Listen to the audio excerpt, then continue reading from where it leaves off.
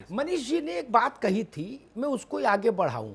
जी। ये विषय मैं इसलिए भी लाया, कार बेचने से, मोटरसाइकिल बेचने से, जहाज बेचने से, महंगा कपड़ा बेचने से, महंगे सामान बेचने से जो पैसा आता है आलोक भाई, जीएसटी का रेट उसमें ज्यादा है, लेकिन वो आने में बहुत वक्त लगेगा आफ्टर कोरोना। ये नहीं कि 18 मई कोई जीएसटी का खाता फुल हो गया, बोले आ रहा पैसा ना जी। पहिया घूमने में इतना वक्त लग जाएगा, उत्पादन होने में, फिर पहुंचने में, फिर लोग खरीदार ढूंढने में। अभी खरीदार भी नहीं मिलेंगे। अगर कोई राज्य सरकार, केवल उत्तर प्रदेश की बात मैं नहीं कर रहा, मैं देश भर की बात कर रहा हूं, कोई राज्य सरकार अगर इंस्टेंट पैसा चाहेगी राजस्व, तो वो खनन से आएगा, वो आबकारी से आएगा, वो सिगरेट से आएगा, पान मसाला से आएगा।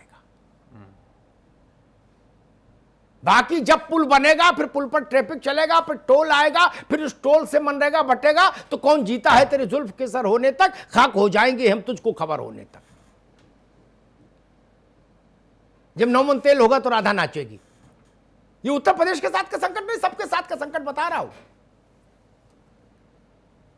प्राइम मिनिस्टर के साथ बैठक हुई थी जब मुख्यमंत्रियों की, तो कई राज्यों के मुख्यमंत्रियों ने बहुत उन्मुक्त रूप से इस बात को कहा था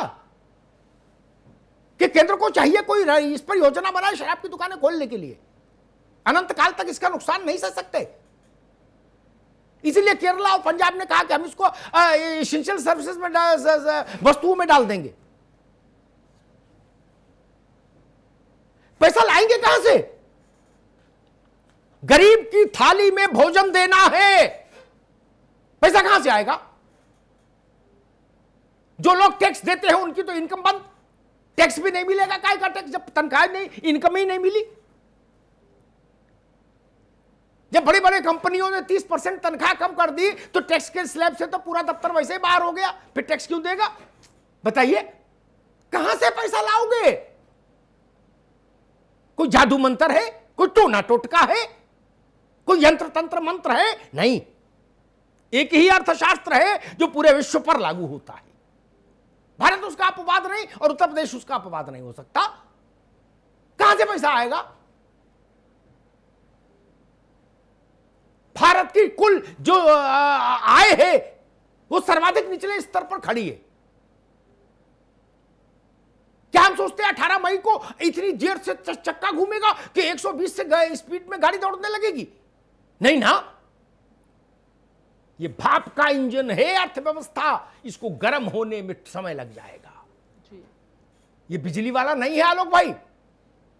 इतने बड़े मुल्क और इतने बड़े प्रदेश की अर्थव्यवस्था भाप का इंजन है, भाप का। इतनी जल्दी नहीं चलेगा और पैसा तो नहीं आएगा इतनी जल्दी, बहुत समय लगेगा। इंस्टेंट पैसा वहीं से आ सकता है। आलू बिकेगा, ब्रेड बिकेगी, उस पर कितना कमा लोगे? सरकार कितना टैक्स लगा लेगी?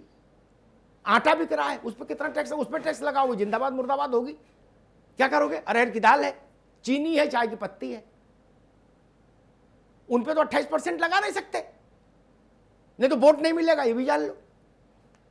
वो तो फ्री है, बहुत सारी चीजें तो फ्री है टैक्स जीएसटी से, और कुछ पे है तो 5% है। वही चीजें बिकेंगी लॉकडाउन में, जो बिक रही हैं वही लॉकडाउन के बाद बिकेंगी कुछ समय तक, जब तक आदमी के पास आय के साधन बढ़ नहीं जाएंगे। इसलिए मैं कहने आया था, या तो नैतिक अधिष्ठान पर खड़े होइए, स्थायी रूप से ये सारी चीजें बंद कर दीजिए। और मैं तो कहता हूं उसमें ये मीट भी बंद करिए। ये लोग, कुछ लोग कह रहे कोरोना में मीट का भी कुछ चक्कर है, चाइना से चमगादड़ खा लिया कि क्या सांप खा लिया, झंझटी काटो, सब बंद कर दो। केवल लौकी, तुरई, जीरा से छोंक के हींग के साथ ऐसी व्यवस्था लागू कर दो, और बाकी दूध दही खाओ और मस्त रहो जी। अगर कर सकते तो वैसी व्यवस्था लागू कर दीजिए, और नहीं तो हिपोक्रेसी से फिर कोई लाभ नहीं। फिर ये ननकू का नुकसान है, ये कन्या सुमंगल योजना का नुकसान है, जिसमें बिटिया के खाते में सरकार को पैसा डालना है उसके पढ़ने के लिए। ये उस योजना का नुकसान है जिसमें बच्चे के हाथ में लैपटॉप देना है। ये मदरसा आधुनिकीकरण अब योजना डिफंक्ट हो जाएगी। मैं ऐसे 100 योजनाएं गिना सकता हूं जिनको हम पैसा नहीं दे पाएंगे, टीवी पर कुछ भी बोलें जी, उनको पैसा मिलता रहे। इसके लिए भी जरूरी है कि हम व्यवहारिक होकर निर्णय करें। धन्यवाद।